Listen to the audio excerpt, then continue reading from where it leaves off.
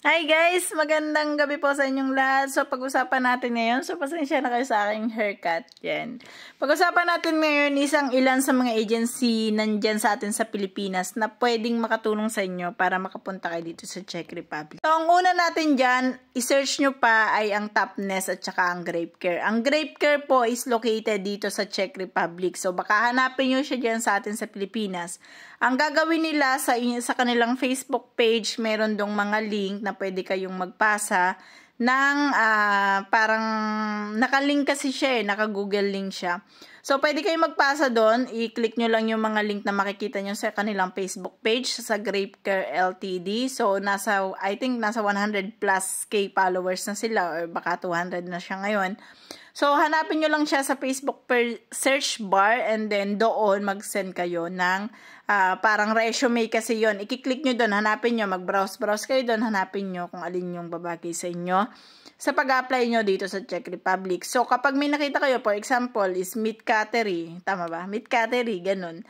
Tapos, pagka na-search nyo at nagustuhan nyo yon, so, i-click nyo siya, yung Google link doon, and then, pagka-click nyo, mag-fill up kayo ng parang resume, and then, magpapasa na yun doon sa kanila. So, yun yung ginawa ko nung nag-apply ako dito sa Czech Republic.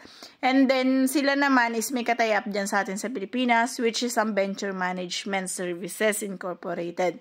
Pwede rin kayong pumunta sa mismong venture, hanapin nyo na lang kay Google yung kanyang agency. So, pwede kayong mag-walk-in doon, and then kapag nakapasa kayo sa kanila, papasa rin naman kayo sa GrapeCare Ltd. So, mamili na lang kayo kung alin yung unahin. So, ang sunod naman natin sa list is ang Prime Search Manpower Agency Incorporated. Ito po ay legit na nagpapapunta dito sa Czech Republic, pero located siya dyan sa atin sa Pilipinas. So, i-search nyo kay Google kung paano makapunta sa Prime Search Manpower Agency Incorporated. So, marami na po itong napapunta dito sa Czech Republic na mga Pinoy. So, ang sunod natin dyan is ang IPAMS na hindi sila kumukuha ng placement fee. But, I'm not sure kung lahat ng employer is ganun sila. Kasi, ang Prime World or ang Prime Search Manpower Agency Incorporated at saka ang Venture is meron po siyang placement fee.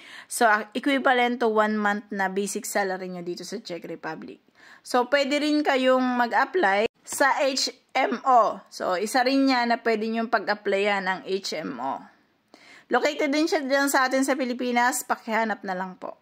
At paalala ko lang sa lahat ng gumagamit ng aking social media account at ginagamit yung comment section ko para mang-scam kayo. So, wag nyong gamitin ng aking platform para mang-scam. So, sa lahat po ng aking mga followers, ng subscribers ko, kahit sa YouTube man yan. So, sa inyo pong lahat, paalala ko lang, sa any comment na mababasa nyo at nagsasabi sa inyo na sila ay hiring ng ganito, ganyan, dahil nasa comment section ko, huwag nyo pong papatusin yun. Not unless kung ako mismo ang nagsalita sa inyo at sinabi ko sa inyo na itong agency na to ay legit. Ibig sabihin may napaalis na talaga, may na-proof na talaga na napaalis siya papunta dito sa Czech Republic. So, wala akong kahit na ano doon sa mga agency na binabanggit ko. So, gusto ko lang talaga is makatulong ako sa inyo. Mabigay ko sa inyo yung tamang process kung paano makapunta dito sa Czech Republic. As you know before, kung nanonood kayo ng mga vlogs ko, sinasabi ko yan na wala talaga akong information dati nung nagpunta ako ng Czech Republic.